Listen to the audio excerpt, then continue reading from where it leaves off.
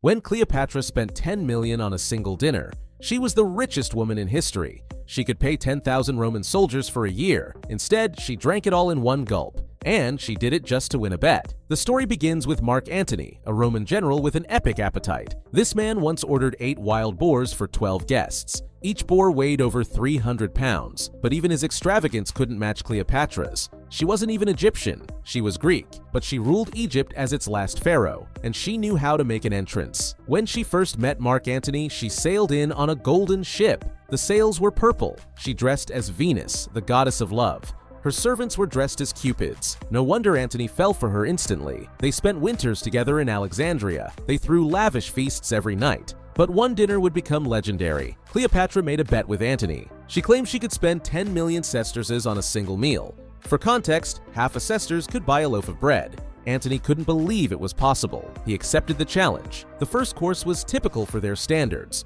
There was probably wild boar, figs, honey, and exotic spices. Antony ate heartily, as always. Then came the second course. It was just a cup of vinegar. Antony must have been confused. That's when Cleopatra removed one of her earrings.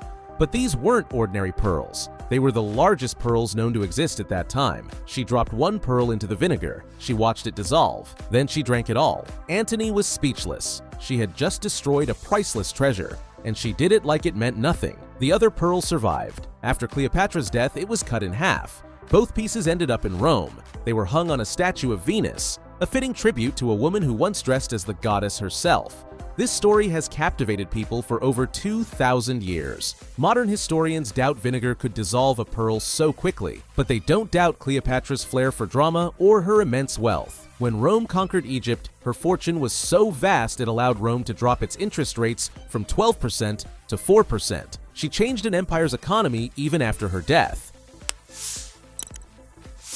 And she wasn't even the beauty Hollywood portrays. She had a long nose and masculine features, but she had something better than traditional beauty: charm, wit, intelligence.